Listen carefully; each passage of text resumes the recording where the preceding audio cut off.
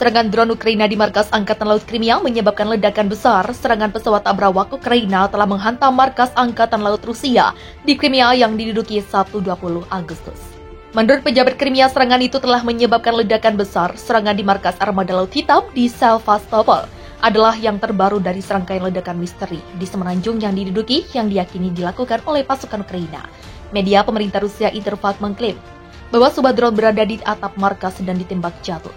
Mikhail Razvozhaev, Gubernur Sevastopol, mengkonfirmasi laporan tersebut melalui saluran telegramnya. Mereka menembak jatuh sebuah UAV tepat di atas markas armada. Itu jatuh di atap dan terbakar. Tidak ada kekalahan, kata Razvozhaev dilansir Mirror. Sebelumnya dia mengatakan tidak ada korban jiwa atau kerusakan besar, sementara pintu masuk gedung ditutup. Serangan itu merupakan kemunduran terbaru bagi Armada Laut Hitam dalam perang 6 bulan melawan Ukraina, dan merupakan yang terbaru dalam serangkaian ledakan di pangkalan militer dan gudang amunisi dan seminggu terakhir di Crimea. 4 ledakan dilaporkan menghantam pangkalan udara Balbek dekat Sevastopol di semenanjung Crimea pada Kamis malam. Serangkaian ledakan yang meletus di Crimea yang diduduki adalah bagian dari kampanye yang tampaknya melawan logistik dan lapangan udara Rusia di belakangan garis depan. Sevastopol berada di ujung selatan Crimea dan terletak ratusan mil dari garis depan. Mendekat target di belakang garis depan dapat mengganggu jalur pasukan yang sangat dibutuhkan Moskow. Drone Ukraina serang markas Angkatan Laut Rusia di Crimea. Moskow klaim tak ada korban. Drone Ukraina disebut telah melakukan serangan ke markas Angkatan Laut Rusia di Crimea dan membuat sebuah ledakan besar. Asap yang berasal dari serangan drone tersebut dilaporkan membumbung pada Sabtu 20 Agustus pagi. Rusia pun mencoba menembaki drone tersebut dan dikabarkan bisa mengenainya meski tak sampai jatuh. Namun Rusia mengklaim bahwa serangan tersebut tak menimbulkan korban jiwa meski sampai membuat kepanikan. Gubernur Sevastopol yang ditunjuk Rusia Mikhail Razvozhaev mengonfirmasikan serangan itu. Sayangnya gagal ditembak jatuh meski mereka bekerja di pantai dengan senjata yang kecil. Itu terbang rendah. Sama sekali tak ada korban, tuturnya dikutip dari Daily Mail. Kegigihan orang-orang Ukraina itu luar biasa. Jika memungkinkan, semua orang harus berada di rumah dalam 1 jam, tambahnya.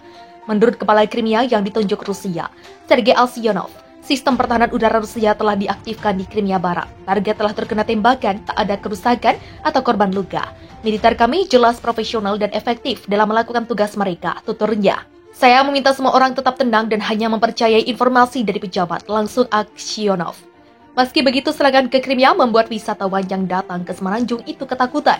Serangan ini menjadi salah satu dari rentetan ledakan yang dilakukan pasukan Ukraina.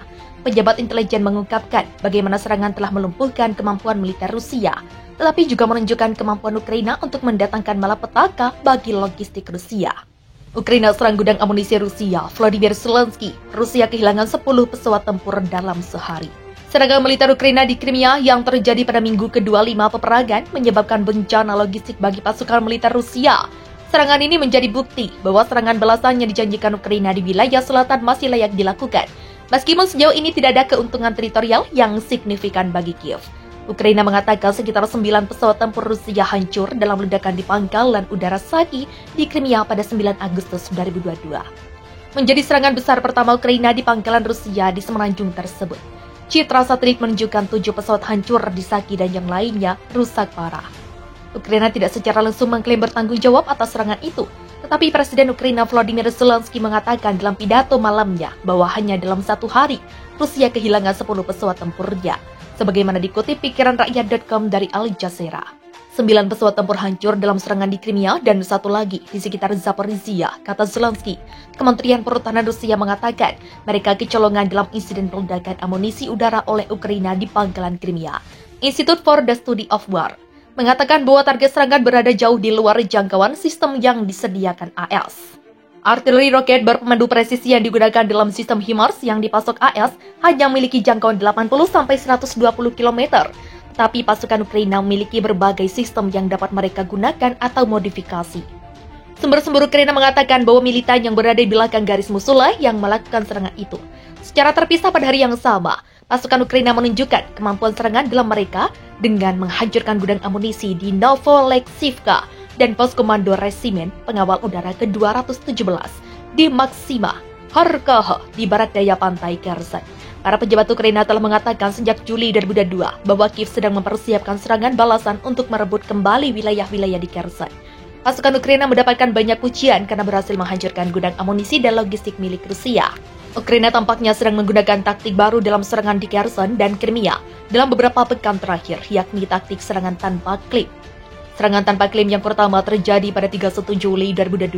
Saat itu sebuah drone yang diduga milik Ukraina menyerang markas armada laut hitam Rusia di Sevastopol pada Hari Angkatan Laut Rusia, yang menyebabkan 5 orang terluka. Ukraina kembali tutup mulut ketika terjadi serangkaian ledakannya mengguncang desa Maiskoye di Crimea pada 16 Agustus 2022. Ketika itu sebuah depot amunisi yang dicurigai milik Rusia terbakar dan memaksa 3.000 orang dievakuasi. Angkatan bersenjata Ukraina mengunggah video ledakan spektakuler di area yang luas yang disebut Rusia sebagai hasil sabotase. Penargetan gudang logistik oleh Ukraina tersebut berjalan seiring dengan serangan terhadap rute logistik Rusia. Ukraina dalam beberapa pekan terakhir telah berhasil menghancurkan jembatan di seberang sungai Dnieper di Kherson untuk mencegah militer Rusia memasuk kembali garda depan mereka di tepi barat. Pada 10 Agustus 2022, Komando Bagian Selatan Ukraina mengatakan bahwa jembatan Dnieper yang berada di PLTA Kakhovka sudah tidak layak digunakan oleh militer Rusia. Kementerian Pertahanan Inggris menyebutkan kondisi tersebut menyebabkan pasukan Rusia sekarang hanya bisa bergantung pada 2 feri ponton yang mereka gunakan. Meskipun begitu, serangan balik skala besar Ukraina masih belum terungkap hingga sekarang.